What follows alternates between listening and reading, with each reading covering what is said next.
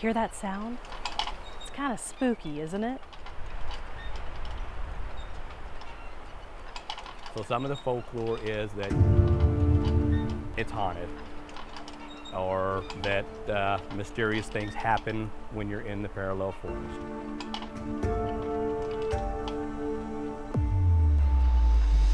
That screeching and scratching and other sounds like it that you heard have been spooking folks for decades.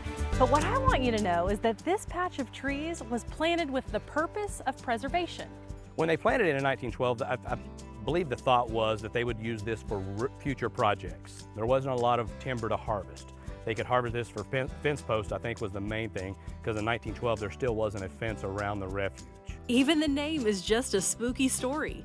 Actually called the cedar planting, this 16-acre area has 20,000 red cedar trees planted 6 feet apart in any direction you look.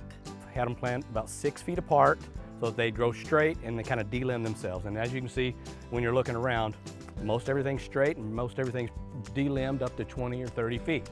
And the noises visitors have claimed to hear, those can be explained too. For every thing that people say is haunted, or they say they've been scared by this or that, there's usually something we can tie it back and it's been debunked. Whether it's an elk bugling in the middle of the night, or it's something busting through the weeds, or it's a raccoon calling, or an armadillo digging.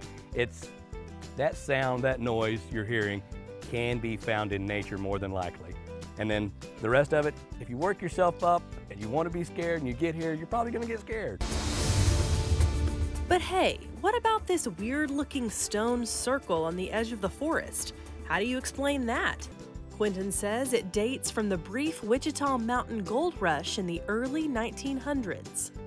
The miners would harvest rock, they'd bring the rock back to the arastra, and they would turn a larger stone on the inside of that and crush that stone down to finer material, looking for gold. They did not find gold, so no need to head out on a treasure hunt. The stories of the haunted parallel forest are just that, stories. But there are lots of other great things to see and do on the refuge. The Holy City Visitor Center, top of Mount Scott, those are all the main attractions.